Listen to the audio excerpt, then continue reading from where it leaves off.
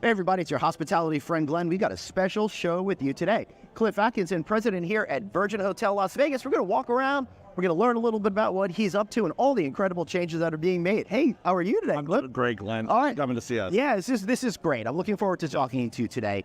So let's just start walking, and and we'll talk. If you see something, just point it out. But in the meantime, the reason why I wanted to talk to you today is because you are, you recently new to this position. Yes. Your gig is to try to pull all of this together. Now, it's no surprise that when the hotel first opened, all of the things were kind of separated, right? The original idea of the property was just different vendors throughout, different people leasing, and unfortunately, in my opinion, it created a lack of cohesion in the property and probably a little confusion among the consumer mindset that was hamstringing you. But now you're out to change that. So let's walk and talk about how you're going to make all these great changes. Yes. Yeah. No, you're spot on. I think it was a business model on paper that looked good. It said, we'll bring in best-of-class operators and almost condo property out. Yeah. And these properties don't work like that. Right. They have to be integrated resorts. And now you're starting to hear our voice. All right. So finally, this is a cool thing over here. So this is it's a little echoey in here. Hopefully you guys can hear it. That's a really cool. A little fun echo. So this was this was the original. Yeah. With this was Hard Rock. Yeah, and that's a car here. Yeah, one of the cool things about this. That's our DJ booth right now. We are putting a center bar back. Yes, tonight the DJ actually stands here. She looks great and oh, that's really cool. Brings the vibe back. So you're bringing the center bar back. That's huge. Yes. Yeah, it's big. And not the original. The original. A new reimagined center bar. That's really the center of this property. The vibe, the energy. We're bringing that back. Yeah, you need something to kind of pull it all together and create that place of energy. And there are too many hotels and resorts out here that I don't think have that little centerpiece moment that can set the stage for excitement. That's right. And as these integrated resorts, they're big, they're spread out. Everybody needs a meeting place. Yeah. And this, you meet at the center bar. That's where everybody, under the tower you're staying in. Totally. That's the meeting place. That makes a whole lot of sense. All right, so where do you want to start in order to be able to start talking about all the changes? Yeah, of course. Right now we have, I think, arguably the best restaurant in Las Vegas. Let's say which one that is. Oh, it's Nobu. Fabulous Nobu. What a shocker. And this one, I think you forget, this is the first Nobu that's outside of Tribeca. Yes, it is. This was here when this was a Hard Rock. This was here before the Caesars opened. That's exactly right. As well. So this was huge when it first opened. And to me, it was amazing that when it transitioned to Virgin, that they stayed. That's right. And they're great partners. We're actually renovating them right now. So we did a pop-up in a former restaurant where Nobu's doing a pop-up. But we're still investing in this even today, 25 years later. It's really important. Well, since this opened, only the Nobu brand has gotten so much stronger over the years. Back then, it was kind of like the people know, right? That's right. Now it's a mainstream brand that most people know of. And they're all over the world. And they're known for, I think, not only quality, but the consistency. Yeah. You come here, the yellowtail sashimi is exactly as you would have it in Malibu, Hawaii. Oh, now you got me jealous, man. I know. We're hungry. It's 11 o'clock in the morning. I know. But as we're changing so many things of the business model. So we're walking the casino floor. We are in the process of taking the casino back. Right. Mohegan has been a great partner. I think the business model was just challenged. So us bringing the casino back in, it'll be a better experience for our customer. Right. And for our team members to give a cohesive experience and deliver on service. Right. And that is, I don't care to 24 and that is so important to be able to do. Again, by integrating stuff, you could take better care of those players. It must have been very confusing to have somebody that's playing in the casino that would get comps, and then how does the mathematical formulas work for who puts in what? Exactly. How does all that? And from a business standpoint, right?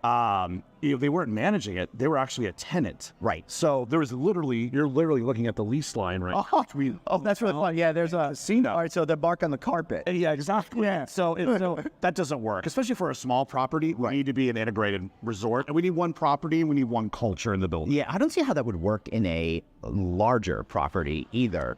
No, and I think the business model here, I would love to go to the Harvard Business Review in a few years to talk about why this model didn't work, and where we're going with taking things back, taking control, and integrating everything that we offer. And that is, again, that's so essential. And a little love to our friends over at Mohegan. I'll be out there at the end of the month going to see some concerts. So I'm going to try to talk to them as well, just because I think they're a great company. And they are. They're a great partner. And in full disclosure, we're talking about how we partner after their departure because they are great partners. Also, you're going to have folks that are playing here that might want opportunities on the East Coast where they're really known, both in Atlantic City and, of course, the mothership and Pennsylvania. That's right. Places. And that was the original thesis. And to take advantage of marketing partnerships, but controlling the whole experience here, I think will be better for both parties. Yeah, and again, I think the lesson that we're learning today is control, control, control. In order to create the destiny for what you want your business to be, you have to be able to make decisions and not deal with people that are not necessarily going to be on the same page with you. That's right.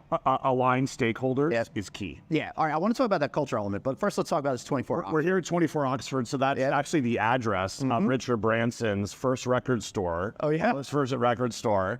And this is the home of our new show, Ladylike. So Ladylike it's a great, very cool burlesque show. It's a modern burlesque show with a retro twist to it. Oh, it's really fun. It's 18 plus, 18 and up, but it's a great show. Thursday, Friday, and Saturday nights at 9 p.m. And it's a taste of old Las Vegas. So come have a lot of fun. I think, let me say this, it's up on the screen. There it is. Right now. So let's take a look at that. Yeah, I love that. I love the idea of adding a modern spin to the retro thing, because one of the cool things about Las Vegas is tapping into that great history dating back, goes back forever, but I'm talking about like the Rat Pack era, 1960s and stuff like that, because that's how people think of Las Vegas today even, I think. Absolutely. Yeah. And I think for us, bringing back a little bit, as you hear our Wheel of Fortune down, but bringing back a little of the old school is what the customer is looking for. And look, at the end of the day, in this property, we're all about fun. And I think Las Vegas, as it continues to evolve, it's getting a lot more expensive than it used to be. I hadn't noticed. And so when you add in anything, a property like ours that has free parking, great access, outside the building right now, I'm building our connection into the Boring Company to Loop. Oh, yeah. Connect us with our underground. So a little update on that. I saw that they broke through. They did. They breached. So our tunnels are... they're built, and we will be open and running this time next year. And this will be going to the convention center and part of the one that's already with Resorts World. Correct. So connecting with Resorts World, our friends over there, the convention center, as well as the 50-yard line of the Strip, and the F1 paddock, which is right next door. That's great. This property, which was game-changing for the last 25 years. That didn't exist. Well, I think, if I recall correctly, you'll of course correct me if I'm wrong, but I believe that was really the launching pad for where you're starting to head. You crushed it that weekend. I'm pretty sure it's the most profitable weekend you guys have had here. And ever since then, I feel like you've been kind of going up, going downhill with success. Downhill the good way, making it easier. That's exactly right. Yeah. And the Super Bowl was phenomenal for us, but for us, F1 was like 5X. Right. It's incredible. Nobu had his best night in 25 years. It's a game changer. Yeah. And so for us, we've embraced it. Yep. They've been a great partner of ours, and we're helping them evolve as they work within the city. And I think you're going to see multiple years now of success for everybody in town. Right. Not just the race and not just, the close by neighbors. That's important. I'm looking forward to seeing what's going to be happening with F1 this next year, because a lot of lessons were learned outside, some persnickety locals and stuff like that. But I think it's going to be a little bit more affordable for the masses to be able to come. That's right. And really open it up to a wider audience that you'll be able to capture and leverage. And the city just announced a neon festival, which is basically a free concert downtown the same week. Oh, cool. To help, to help them embrace the weekend. Right. And that's the learning, and that's what Vegas does. We try wild things. Yeah. Not everything works right away, but we learn. It doesn't have to work when it opens, because we don't know how customers are going to use the location. And I think one of the most famous examples that I could think of is you think like Steve Wynn had it all figured out when they opened up Encore and they opened up Wynn and stuff like that. But you go a year later, so many things change. And that's the natural water of Las Vegas. Absolutely. By the way, we saw that at when we opened City Center. The learnings there. Cosmopolitan lost money the first 3 years. Right. Look at the success. That's our beacon. That's our example. That's our blueprint. Yeah. And that is Vegas. Right. And so so people that don't really know, Cosmopolitan, I think, really rejiggered what the Las Vegas experience could be, focusing squarely on a younger audience, but more of an upscale kind of audience. And again, that property was rooted to me in what we think classic Las Vegas was, but wasn't actually, you know? That's right. Right. That's right. All right, so where are we now? We're going to go to Kassi. So now we're transforming completely from this casino floor. Like, look at this tunnel. That's pretty cool. To, along with Nobu, one of our, I like to call our anchor F&B tenants. Yeah. We're just going to walk through, which is Kassi Beach. And Kassi Beach House has become a successful restaurant on its own, with multiple bars, a Wednesday night house party with a DJ. Sweet. It is, you don't even feel like now you feel like you're in a different country. Yeah, look at that. Really the Italian coast, but it also has a Tulum feel to it. Yeah. But as we set up and we got ready to open up for lunch, the big change that we made here was we actually added a beach club to this because it was. That's cool. Well, let's try to brave the 115-degree weather. Ready for that? Check it out. Should we take our jacket? Yeah, I came jacket free just because I knew. As you transform outside here, and it is about 105 today. Yeah. But this was our resort pool. Right. And so at the beginning of the season, we switched it. And we switched it so now you have an outdoor. This is a 21 and plus beach club environment. That's cool. That opens, I think, shortly here. And it's Friday, Saturday, Sunday. We do a Wednesday night pool party here once a month, which is very cool. So again, a resort pool, but kind of small, became an intimate beach club. And we took our day club and made that the resort pool. That's pretty cool. Two great experiences, both profitable right out of the gate. And it was a game changer for our business. Yeah, and that's what I think, because you want to bring in the masses and stuff like that and introduce them to all the other amenities that you have here, from the restaurants, casinos, to the hotel. That's exactly right. Right. Exactly right. You know what it reminds me of? The good old days when Rehab was here at the old Hard Rock. Yeah. So Rehab is now our event lawn, which we do concerts on. Oh, really? But I did see, as you can see here, what's going on around us, we did see this is more of an Instagrammable beach club. And it's not competing with Marquee or Wet Republic. It really is an ultra pool beach club that people really like, because we built it off the success of the Kassi Beach House. Yeah, I love that you actually have beach here. So let me absolutely. Take a little picture of that. So yeah, there's actually beach stuff over here. Actual beach stuff. Yeah. We have some day beds. We have cabanas. You have fantastic service. And we're just getting ready to open, as you can see, the line pulling up here. But it's a really unique experience. And it also allowed us to make a great experience for our resort guests, for all ages, at our beach and our new resort pool that used to be the day club. Again, both were struggling financially. Right. They're both profitable now. That's based great. on the concepts and the offerings that we gave. Wow. So, that was a big change from even a year ago. This pool looked very different last August. All right, so let's go back inside. Absolutely. I can handle the heat, Cliff, but I can't see anything right now. It's all right. Yeah, it is Vegas.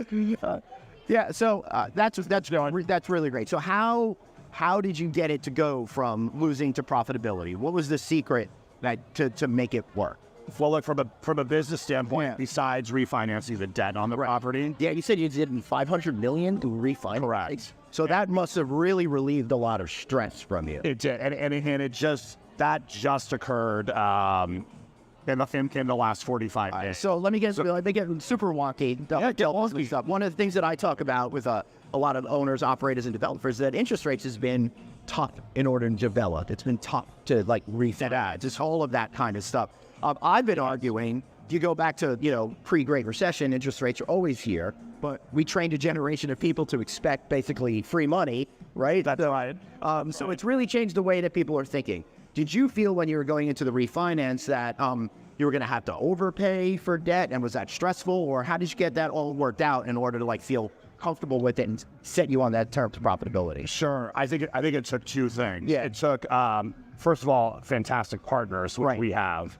I have an unbelievable board of directors. We had a secondary investor that stood up and became the primary. They have about 80% of the property now. Wow. And they were fantastic partners. Yeah. The second thing is it's perseverance and persistence.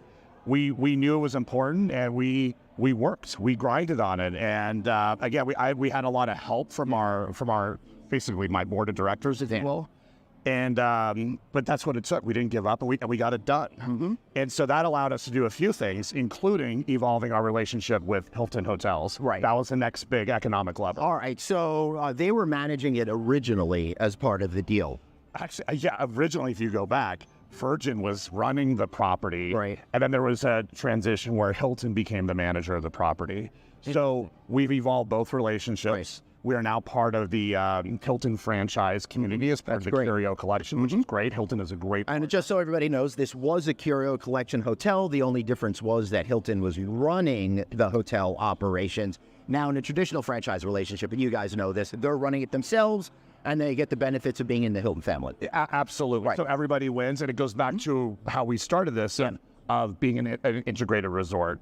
We also evolved the relationship with Virgin, very close with their CEO, James. Yeah, I'm friendly with their former CEO, Raul, who helped get this place going in the right direction. And we wanted to take advantage of that relationship, so we've evolved our license agreement with them. Yeah. We are proud to be part of the Virgin family. That's great. Richard Branson was just here 2 months ago, last month. Oh, cool. For the 40th anniversary of Virgin Atlantic Airways.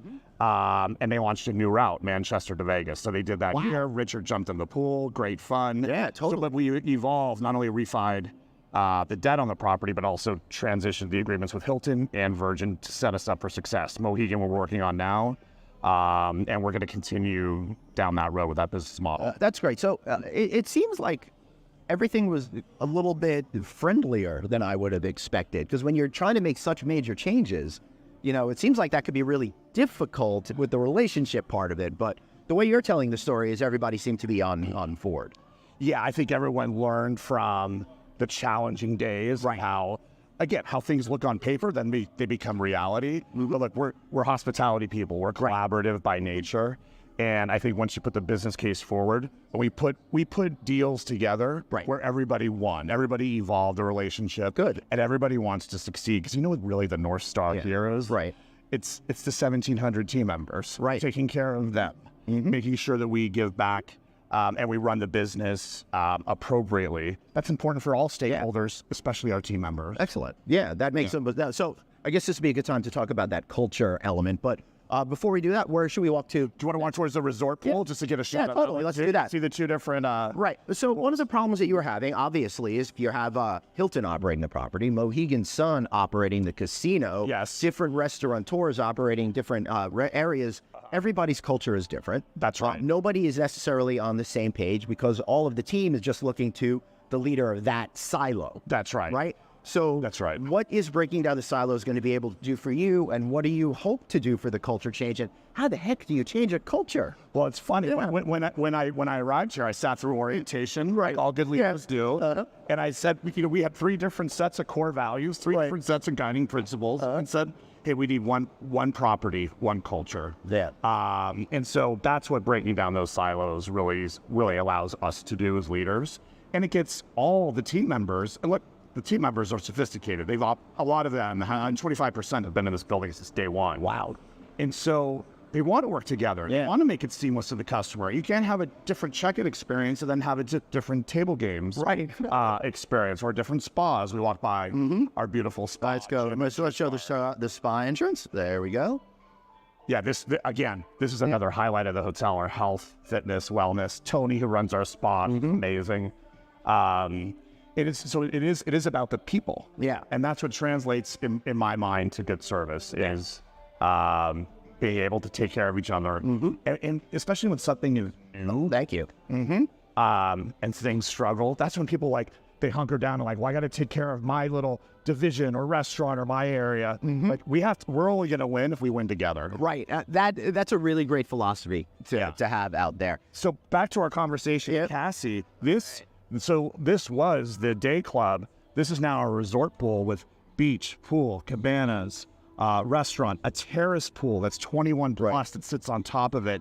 And we'll put bands and DJs out for live music on the weekends as well. Beautiful. But it's a great experience. And so the feedback, what's translated to financial success, but the feedback from our customers is they love both offerings. the Kassi Beach, more adult, more vibey, at a very popular, with a lot of amenities-filled resort. I love this. This is like the first beachy beach since Mandalay opened. Yeah, that's right. And I got 2 of them. Yeah. So our outdoor grounds here are, even though it's hot for you and me today, but they're critical because you would never build a property like this today in 2024. Right.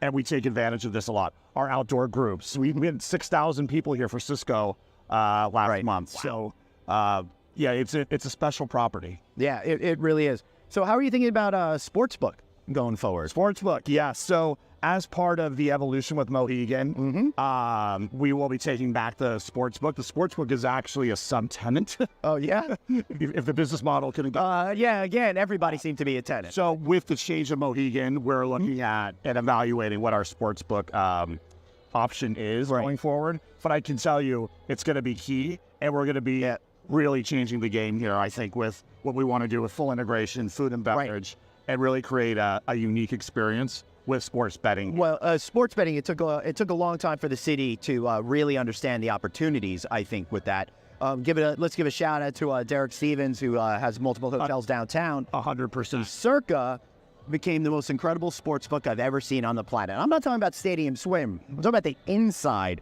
one. I totally agree. Derek and I just caught up. He was here the other night with some of his team. And I give him kudos. Yeah. First of all, he knows his customers so well. So well. But he hangs out with us. He was the business. Yeah. And so what they've created is so unique. And it's inspiring to us to not copy that, but how do we find our thing? And we believe a collection of offering.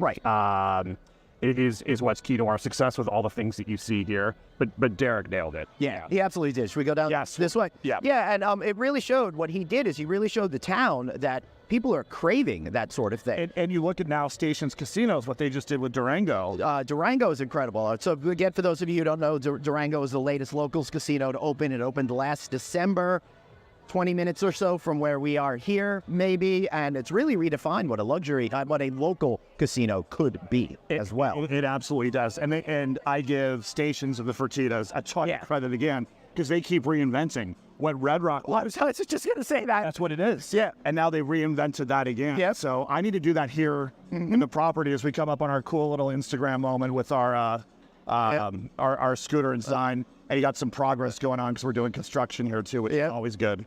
Always good. And it's so important to be doing all that construction to help, get the property to where you want. Well, and what you just mentioned with Fertitas and Derek Stevens and, the forefathers of Las Vegas, they're always reinventing. Yep. And so when I got here, we picked out strategic areas that we needed to improve. Things like where Magic Mike, our theater is. We're working on a very significant nightlife concept there right now. Cool. But even then, we're bringing in new and some entertainment acts that I know from my former lives here into our shag room. Friday, Saturday nights, and extending the hours and making the property fun. Yeah. That's what our customer wants. I think the original property, the shag room was probably the highlight to me. It really captured what you want from a place like this. And so like Nobu, like Kassi, I saw that shag room as an opportunity to build on success. Yeah. And we've extended days, we've extended hours. We have live entertainment here 7 nights a week. That's right. And it's a lot of fun. How are you thinking about live entertainment in the big theater? I know Ziggy Marley's playing here. Ziggy Marley's coming up. The reason why I bring that up is I just watched a Bob Marley movie on the plane coming out. Oh, fantastic. And Ziggy was one of the producers, and the only kid's name they mentioned was Ziggy in the entire movie. So he'll be here this Wednesday night. Yeah. And then we have acts like America, Ventura Highway. Yeah, man. So they're coming next month. America was the first band I saw at a hotel industry conference before I knew that they hired amazing bands. Yeah. And so we have a partnership with AEG, and we're evolving our partnership with them as well to get more acts. Our Wu-Tang Clan, we're the first hotel to offer a hip-hop residency in Las Vegas with Wu-Tang. Freaking amazing. It's been a home run. So they've already had several dates. They have 2 more coming up in September. Wow. Wu-Tang has been unbelievable for the property. Yeah. But then we're also one of the only properties where you could turn around and have Lainey Wilson. She did 4 nights sold out here over the rodeo last year. Wow. Country Music Artist of the Year. So not many venues or properties can say, you got Wu-Tang and you got Lainey Wilson. That's entertainment. Yeah, sure. I also saw our Journey here once. That's great. The best. The best. Yeah. I want to get him back. I know. Steve Ferry. Yeah. Well, that would be amazing. Yeah. Consider me the first customer that'll pay for a ticket for that one. So before we wrap up today, you really got you really had your roots in the hospitality industry. You started at Marriott or Hilton? I started with Hilton. Right. So I thought, right. It helps with my collaboration today. But I've been 33 years. I've been doing this. Half my career, I was with, I think, the best brand in the world, Mandarin Oriental Hotel Group, from running the property here in Las Vegas. So I got transferred here. Oh, you were with them before. I opened New York. I was running San Francisco, and then they moved me here. And MGM Resorts owned the property, so we did a turnaround at MGM at Mandarin here financially. Right. And then MGM, I got to know those guys, and they hired me. And I had the benefit of working with Bill Macbeth. Yeah. Bobby Baldwin was the second boss. No way. He's industry royalty. Especially for gaming. Yeah. And then I got to work with Bill Hornbuckle and Corey Sanders at MGM Resorts. Bill is the current CEO of MGM now. And so to have those four as my gaming mentors I'm very lucky, very blessed. You also ran Luxor. Were you there before or after the late, great Felix Rappaport? After. So actually Bill put me there to learn gaming. And so when I would walk the floor, the employees, the 3,000 employees there, that's who they knew was Felix. They still refer to him very fondly. He was a great dude. Great. Yeah. Absolutely. Yeah. So what do you think about the future of here and the future of Las Vegas? First of all, I'm excited for both. For Las Vegas, the town continues to reinvent itself. Like I said, with F1, there's some challenges year one. We learn, we adapt. We've got that for 9 years. It's going to continue to get better and better. NBA coming, I'm sure it will. As we're recording this, it's NBA Summer League as well. Yes, and we're the home of that. It's a Thomas and Mack next door. Oh, cool.